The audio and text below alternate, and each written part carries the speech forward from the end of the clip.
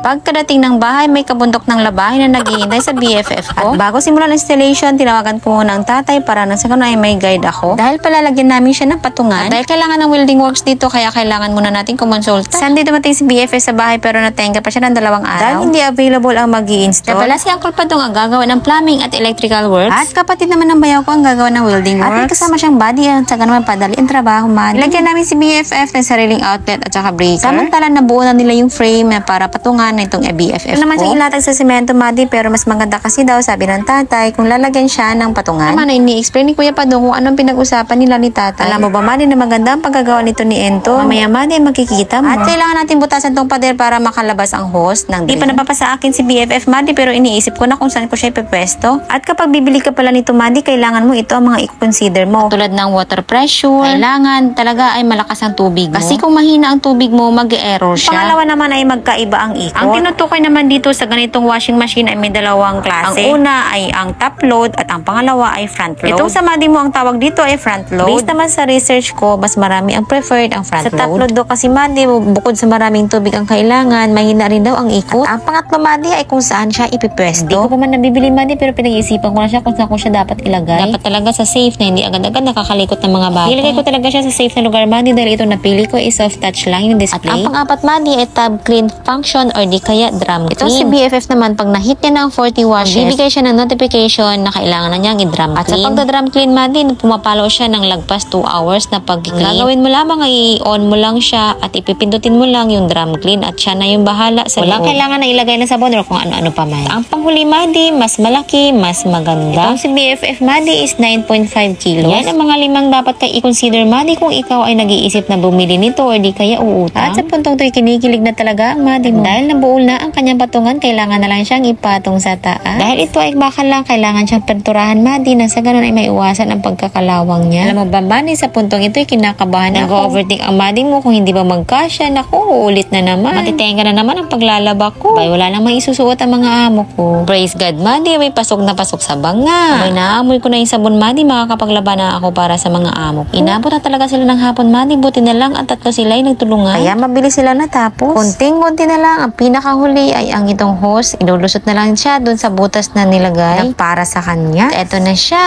Tararan! Eto na, may sarili na siyang linya ng tubig. Dahil malapit lang siya sa lababo ko, kaya dito na lang kami nag-tap ng tubig na para sa kanya. Secured na rin ang hose, labasan ng tubig. Ito kasi ang wino-worry ko nung una. Kung saan ko siya ipapesto at dapat yung pag-drain niya ay hindi rin sakit sa ulo. Iisip ako kung magdadagdag pa ba ako ng nakahaba-habang hose para nang sa ganun at dito lang. Ang galing talaga ni Lloyd. Double check ko Madi, pumunta ako dito sa likod sa labasan ng tubig. Kung saan binutasan at pinalusot yung hose. Check ko lang kung hindi ba basag yung tubig yung paglabas. Na yung bang wala tayong maagrabyadong kapitbahay. Kawawa naman sila. Masarap-sarap ng paikot-ikot si Madi mo dun. Tapos ang tubig pala ay tumatagas na papunta sa kanila. Abi kawawa naman, nakakahiya. Kinabukasan pa ako nakapaglaba Madi, kaya ito pinagsusort ko muna. At dahil hindi ko pa matansya Madi ang 5 kilo, aba naman tinimbang muna ng Madi mo. Aba dahil magrereklamo din siya kapag na-overload. At sa pag-explore ko dito Madi, ang napusuan ko dito ay ang super speed. 5 kilos ang maximum niya, marami-rami na yun. Ang total time niya naman is 59 minutes, matatapos na siya. Ito naman ang water temperature niya. Pero hindi tayo gagamit yan, papalitan natin ng CO lamang. Ibig sabihin cold water ang i-fill niya, kumbaga tap water lamang. At itong pagbanlaw naman, gagawin kong 4 na beses ang pagbanlaw. Nasa sayo Madi kung ilan ang gusto mo. Kung kanina ay 59 minutes lang dahil 2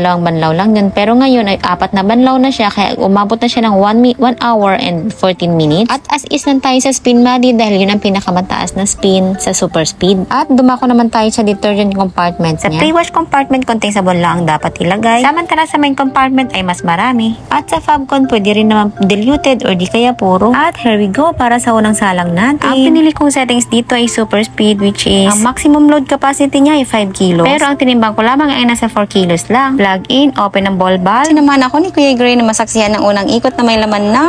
Ayan na. Wow!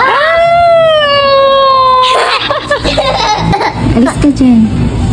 Aba, Madi, sa buong buhay ng paglalaba ko, first time kong maglaban na hindi sumakit ang aking likod. Aba naman. Nagsimula ako ng 284.5 sa aking submeter. Malalaman natin mamaya kung ilang kilowatt-hour ang nadagdag. Ito na nga, pagkatapos ng lagpas 1 oras, aba isasampay ko na lang to. O diba, napakalaking ginhawa talaga, Madi. Pagkasala ko nga ng pangalawang beses, Madi. Nakaka-multitasking ang Madi mo. Pinainom ko muna ng gatas bago patulogin itong bunso ko. Aba naman, Madi, pagkatapos dinispray ko naman itong paubos kong surf powder. Dati pagbabanlaw pa lang, abay naubos na ang oras ko. Dati, bago ako matapos pagkatapos maglaba, may basang-basa ang Madi mo. At sa wakas, Madi, ako ay natapos na rin sa aking mga labahin. At pagkatapos ko maglaba, Madi, ay nasa 285.3 na ang aking submeter. 80% effect drying lang siya, Madi, kaya hindi ganun siya katuyong-tuyo, kaya kailangan ko pa siyang i-high-high. O di kaya i-display sa mainit, o di kaya kahit na hangin lang, Madi, matutuyo na siya. Hindi ko kumuha ng 100% drying dahil malakas daw yun sa kuryente, dapat kailangan nakatipid tayo. At sa araw na ito, Madi, ay isang labandera ang nasatisfy. Madi, maraming salamat sa pagsama sa akin ngayong araw. Bukas ulit, ha? Follow for more. See you